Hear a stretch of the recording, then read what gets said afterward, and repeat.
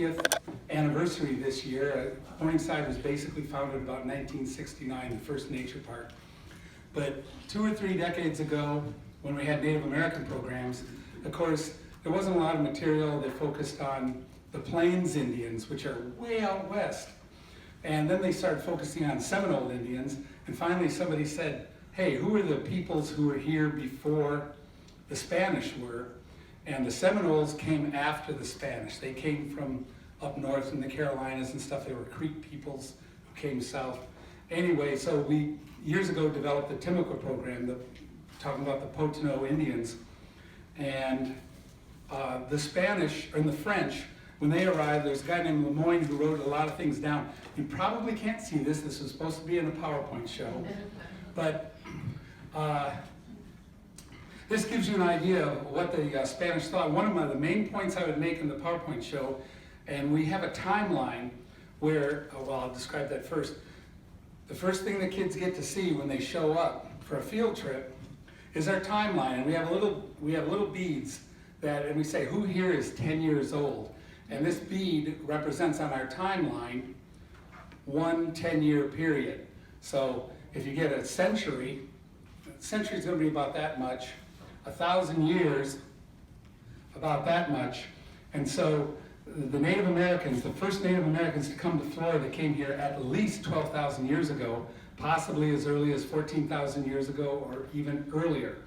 Back when there was an ice age and a lot of the waters of the oceans were tied up and they were evaporated into the air, came down as snow up in the north and built up into glaciers.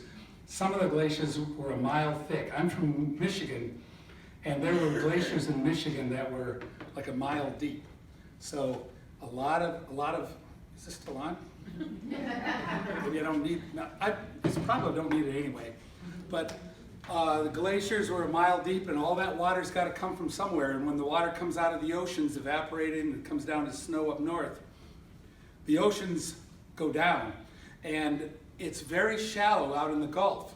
So when the oceans go down 100 feet, the shoreline goes out 100, 200 miles into the Gulf. So the first people to come to Florida probably ended up on the Gulf Coast, and those sites are underwater now. And there are scientists, archaeologists who are actually diving down to explore those sites, and they're finding out some things.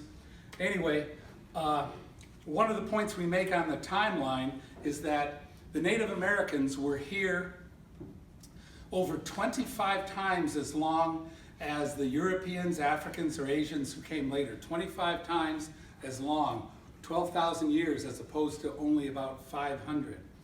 And when they came here, there were different technologies, of course. When the first French and Spanish came to this area, they had guns, projectile weapons, they had huge sailing vessels, they had steel, they had all sorts of things that the local Native Americans didn't have. Not because they were more advanced or smarter, but because the resources of Europe and Asia were so much greater that they were able to develop technology. They also had domestic animals like horses, sheep, goats, all sorts of things that the Native Americans didn't have. But they were they were people. One thing we emphasize is that the people back 12,000 years ago, they were every bit as smart as you or me. They didn't have the technology. Their technology was so-called more primitive, but they're every bit as smart as you and me. And the first French who wrote about first impressions of the Timucua.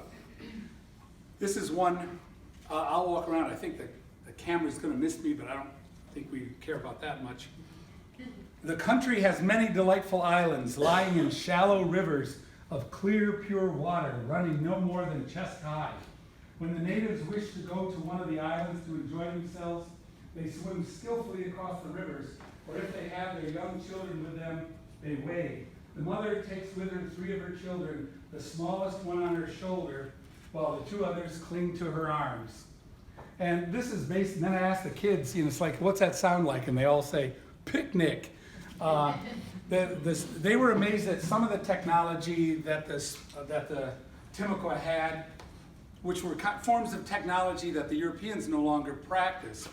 But they were still skilled and excellent at what they did. Based on what they had and what their grandfathers and fathers and grandmothers gave to them, they did with it every bit as well and ingeniously as we might today. So let's show you just a little bit, just to remind you. Map of Florida, this does show southeastern Georgia, northeastern Florida is where the people who spoke the Timucuan language were. Now I would imagine if you were from northern Timucua area, the dialect would probably be totally different from in the south. You might be able to speak with somebody outside the Timucuan group better. Now most of my career, I spent over 50 years working with natural history museums. I started out at Michigan State University illustrating fossil specimens. And only later, when I first came to Florida, I was a scuba diver, underwater archaeologist down in Little Salt Spring. That's way down by Naples, Fort Myers, and it was kind of interesting. That's a site that years ago, I said the water levels were way down. 12,000 years ago, people lived around this sinkhole called Little Salt Spring and Warm Mineral Spring.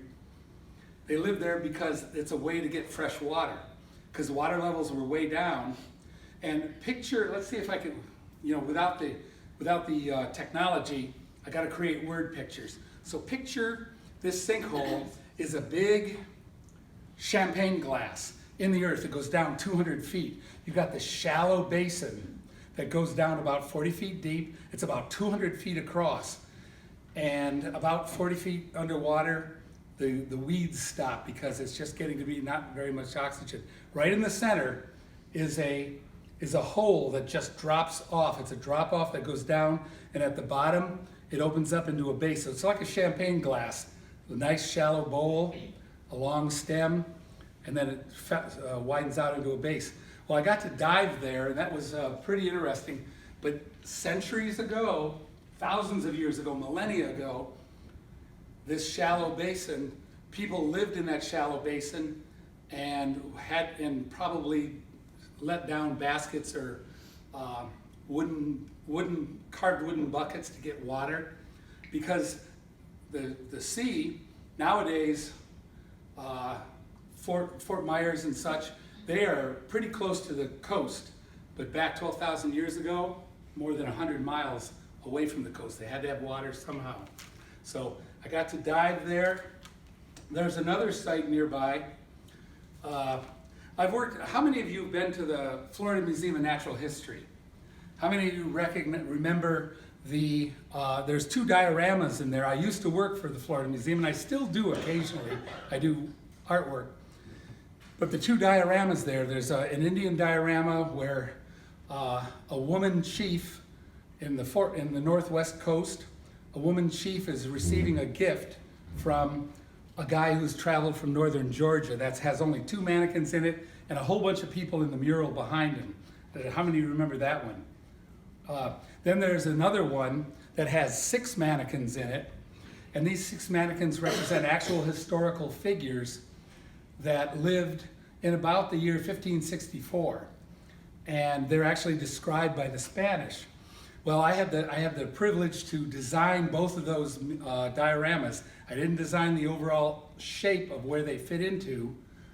Dor Dennis was the head designer, but I designed everything in them. And how many of you have ever watched Game of Thrones? Well, I gave this talk, only the PowerPoint was working, in South Florida at Marco Island about 6 months ago, and it was all retirees. And I asked, okay, this is great. Who's seen Game of Thrones? Not a single person in this. There were 4 times, 5 times as many people. Not a single one had seen Game of Thrones. I went, well, that didn't work. Well, so I'm glad a few of you have. The reason I'm bringing it up is that diorama with the 6 mannequins, the 6 people in it, who are all historical figures.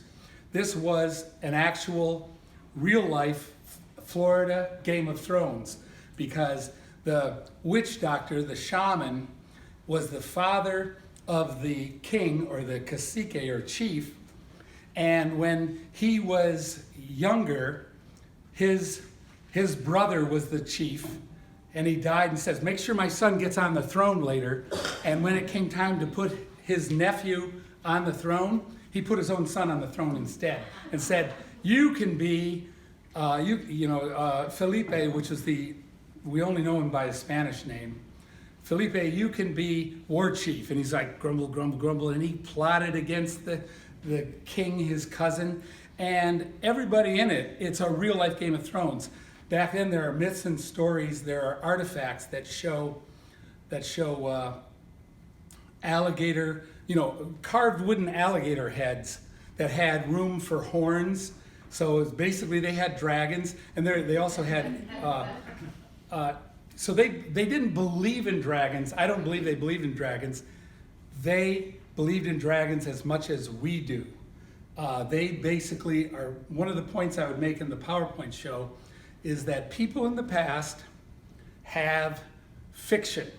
Well, a lot of times you find an unusual artifact that might be like a strange person with a strange, Batman ears or whatever. And we find those little artifacts like that, a little figurine, and we go, oh, they were superstitious. This is what they believed in. Well, what we often fail to do is to grant people of the past the abilities that we ourselves have. The ability to create stories, fictions. In my PowerPoint, I've got this little spectrum, which I call the George Washington Batman spectrum, because on one end is George Washington, who everybody here knows was a historical person who actually once lived. Even though he's not around anymore, he once lived. On the other end of the spectrum is Batman. Everybody here knows Batman is fictional, and we might enjoy his movies, we might not. But in between, you might have, let's say, Robin Hood. Robin Hood, my wife and I, 25 years ago, got together because of Robin Hood. We loved researching Robin Hood. Robin Hood, it is still being argued today, did Robin Hood ever actually exist? Or was Robin Hood always a fictional character, which some outlaws in the Middle Ages actually said, I love that fictional character so much, I'm going to call myself Robin Hood. So there are real outlaws called Robin Hood, but because of a fiction or because of a guy who actually existed. So what we often do is we find an unusual artifact and we say, oh, well, that's a bowl. That's a utilitarian, useful tool. It's a useful object. Oh, that's all well and good. A nice little object here. It's either utilitarian or here's a strange demon-like character. Is that something they believed in? They believed in it. They were so superstitious back then. Well, I can't show you because the PowerPoint's not working, but there's one little carved wooden figurine that has little ears, like, is it a cat man, like a Black Panther? Or is it Batman? Does it represent a bat or represent an owl? We don't know, but the figure has what appears to be, he's wearing a mask, and he's got little lines going from the mask under he has kind of a ponytail in the wood carving. It's not a very good wood carving, but it represents a god, somebody they believe in, they were superstitious, right? It was an idol. Well, I would propose that I don't know of any gods in any religion in the world who wear masks. Gods may look very strange, and you may have to wear a mask if you're imitating this god, but if you're going to carve a guy wearing a mask, he's probably like Black Panther or like Batman. He's probably a fictional character. That's one of the points I like to make is people in the past had the ability like we do to create fiction. So sometimes but what I do see a lot is people tend to say an unusual artifact represents something they believe in. Well, let's take a look at some other things here. Oh, well, there's lots of stuff here, but I don't know how well we can see it. And I think I've only got 15 minutes, so maybe we can answer some questions or something. This is an example. You can see, this is something while I was working at the Florida Museum of Natural History, I created this. This is a replica of something that was found at, if you ever hear, one of the most famous archaeological sites in the world is in South Florida, south of Naples. How many of you ever heard of or been to Marco Island? Marco Island, this was recovered in 1896, and the archaeologist, he knew that a lot of the artifacts, the wooden artifacts he dug up out of the muck, where they'd been for over 1,000 years, if you bring them up into the air and they dry out, they crumble. You can see this actual artifact at the Florida Museum of Natural History in the South Florida Hall, but when you see it, you're going to see something that is shrunken. Imagine taking this, soaking it for 1,000 years and then drying it out, and when it dries out, it shrinks a little, it warps a little, it turns gray, the paint fades, it cracks, and you can see the actual artifact nowadays, but that's why I made this replica, is so that you can get an idea of when they pulled these things out of the muck where no bacteria could reach them. They, fortunately, Frank Cushing, who was the archaeologist, he brought with him an artist and photographer who painted watercolors of a lot of these artifacts before they could fall apart. Most of them are shrunken and not in great shape. So now, and what's going on here? When I show this to the kids at Morningside, of course, this is South Florida, and we mostly talk about North Florida up here, but I just talk about this being a Florida artifact. I say, all right, how many of you kids have ever seen Madagascar? How many of you have ever seen Madagascar? It's a cartoon movie for kids. And in it, I say, well, what if I described there's a lion and an airplane and a zebra and penguins? What movie am I talking about? All the kids go, yeah, it's Madagascar or Madagascar 2. Well, I don't know what's going on in this picture, but it appears to be, it could be a kingfisher, it could be an ivory-billed woodpecker, a bird which no longer exists, it's extinct. Could be an ivory-billed woodpecker. There's a double-ended canoe paddle. There's some critter down here that might be a raccoon, it might be a frog. I mean, in the original, it's really faded. I've made it look kind of like it's the raccoon. There's some evidence. 4 beads coming out of its mouth. Are those 4 pearls of wisdom? Is it spitting? We don't know the story, but if you were kids or adults 1,000 years ago, you'd probably be able to look at this and go, oh yeah, that's one of my favorite stories. So much of culture is lost. The theme for this month, I understand, is a celebration of culture. So this is kind of neat. I just wish I knew what story this represented. The way kids would know what Madagascar 2 is. Here's an artifact I did my whole master's thesis on, and I've done illustrations.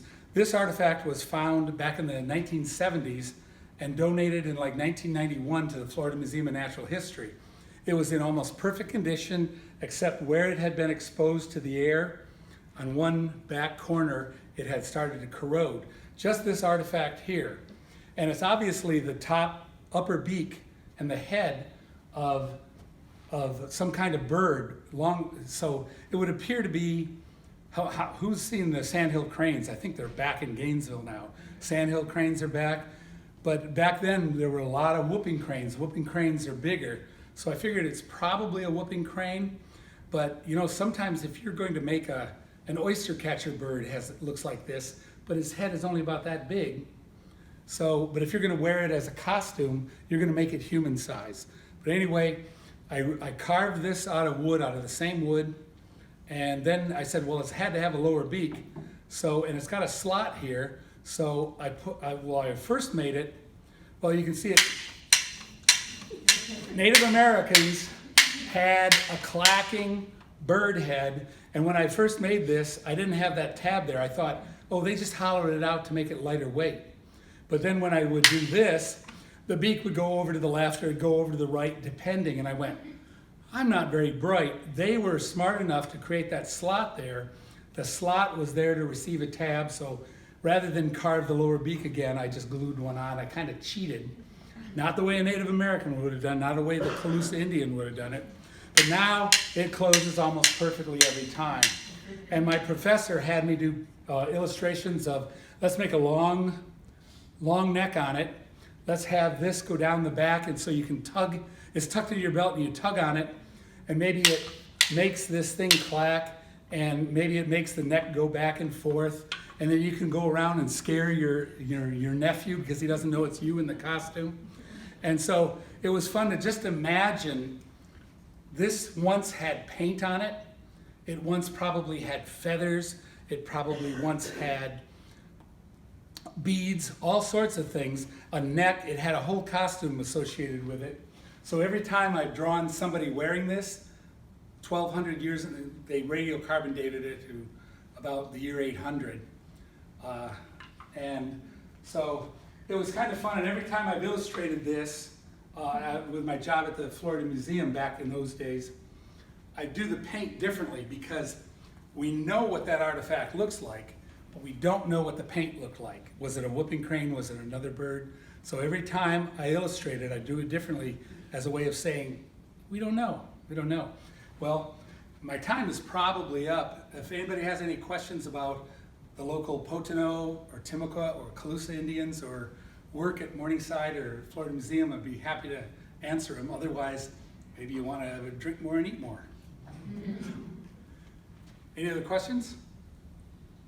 Alrighty, well, I suppose that should be about my time. Yes? Were there any other Indian species besides the Timucua? Yes, there were the Appalachee up in the Panhandle, and of course in northeast Florida and southeast Georgia we had the Timucua. The Calusa ruled in South Florida, and at one point they ruled all of South Florida, and my professor had a hypothesis. He believed that the Calusa were probably a small tribe, not very powerful, but somebody arose who was very powerful, and that's who we're illustrating in the diorama. And by the way, there were many others, Ais, Yaga, etc., Tocobaga, many tribes. And of course we say, well, Native Americans in Florida, maybe there are 3 major groups, language, but they would have said, no, we are completely different from those guys just down the trail.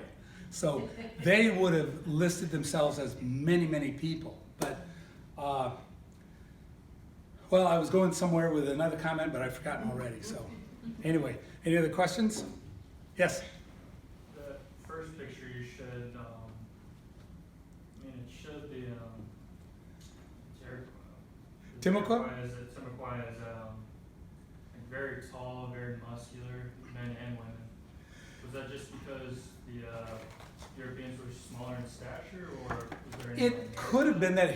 I have a hype, and when my job has been as an artist working for professor scientists. So scientists often go, don't know, don't show. Scientists try to cut through the mythology and the myths we have about people of the past. And artists, it's our job to kind of go, we don't want to contradict the facts, but we go beyond the facts. And to get to your question, and so of course, I have lots of hypotheses, some of which are no doubt crap. But basically I have a rule that the past would surprise us. So all the images I've done that illustrate the past, I know if we could go back in time, I'd be wrong. I do my best to look at all the facts and bring it together, and I'll bet a couple of my illustrations, if we went back in time, I'd go, oh my God, I got that right. That was just by accident. But anyway, to answer your question, what I believe happened, we know that the king of the Calusa Indians, Carlos, the Spanish called him Carlos because it's a Spanish word. They had a king Carlos about the same time. And, but probably the Calusa word was Ka'alus or something. And before he became king of the Calusa, he was known as Escampaba. That was his younger name. But anyway, the question is, it said that he was the strongest, tallest, most powerful Indian around. He was physically beautiful and wonderful. And of course, he would tend to pick the most beautiful daughters of his local chiefs to be his wives. He had several wives. And so my feeling about, to answer that is, yes, we get the impression when you look at a lot of these illustrations And I might have, let me see.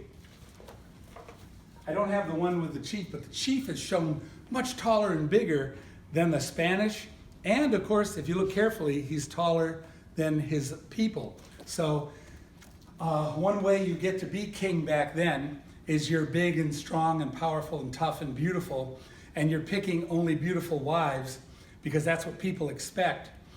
And so the Spanish are going to focus on the leaders, and they're going to go, oh my gosh, they're big and tall. And I think it's also, like you said, the Spanish were of shorter stature, but I believe it's because they were focusing on the leaders. And the leaders were leaders in the Native American cultures because they were taller and more beautiful and whatever. So I believe that's why they were shown that way. If you look in, these are a whole lot, some of you may be familiar with these. You can find online, if you look up Lemoyne de Bry engravings, and it's just basically look at old Florida engravings. These were done back in the 1500s by a Dutchman who had never been to America. He's basing it on descriptions. And you can criticize these a lot because the guy had never been here, based them on illustrations, but he did show the leaders as being taller than everybody, even the French or the Spanish, depending on who he's illustrating. So, yeah. There is a mythology that there were giants in the past, that the Florida people were giants, but it's probably mostly just myth. There were probably a few tall ones and a lot of short ones. Depends. Any other questions? Well, if you get a chance, come on out to Morningside Nature Center. In 10 days, we have our cane boil. That's a City of Gainesville tradition. And of course, out in Morningside, how many of you have been to Morningside Nature Center? Of course, we've got our old-timey farm there, our 1870 living history farm. And every year we have a cane boil. It's on, if you're in town, like if you're, who's in town on Thanksgiving weekend? Some of you are no doubt going away to be with family. Some of you are having family come here. But Saturday, if you've got nothing else going on, you go, hey, what can we do around Gainesville? What's good? Come on out to Morningside Nature Center. It's our annual, it's on Saturday, the day after Black Friday, 2 days after Thanksgiving. It's our annual cane boil and youth fiddle contest. So we'll have some vendors and some food people out there. We'll be grinding sugar cane and boiling sugar cane and cutting sugar cane. We try to set it up so that we can work all stages of the process. You can buy some cane syrup while you're out there. If you get there at the right time, sometimes it sells out, so be careful. But it's a wonderful time. It's the year 1870. Most of us are in costume like it's the year 1870. So the Saturday after Thanksgiving, come on out. So it's one of Gainesville's great treasures.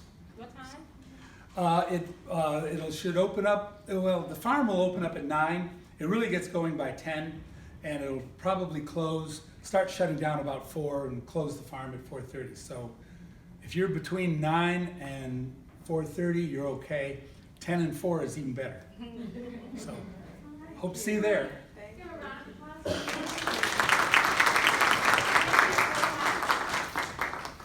All right, y'all, so that is because, as you guys know, we're having a lot of technical difficulties, so we're going to round this out a little bit early. So thank you all for coming today. I don't see her. Okay. All right, can I have any of the DAC members who are here stand up just so we can thank them for coming? Yeah, okay. Thank you guys. As you guys know, this is our last event of the year. So it's been a long year of a lot of amazing, wonderful events. And it's the DAC team that works together and puts it all together. I'm a part of it as well, and it's a really amazing thing. And I'm looking forward to next year. We should have a new theme and some more fun stuff to notify you guys. Read the daily. We'll put it in there. The food, we have the Brunswick stew and the cornbread with Sunny's, but the bison, I think it's a soup, I'm not sure. That was Maureen. Maureen stayed up very late last night and made that bison, and she put a lot of effort and work into it. So if you had it and it was delicious, which I'm sure it is, just let her know that it was all you could dream of and more. When she told me she was making bison, I was like, oh, okay. As a vegetarian, I was like, oh, but as a DAC member, I was like, that's interesting. So thank you guys all so much for coming. I hope you guys have a wonderful day, and yeah, have a great rest of your day. Thank you so much. Oh, and don't forget to sign in if you didn't sign in, because we have to capture your names. Okay, bye guys, thank you.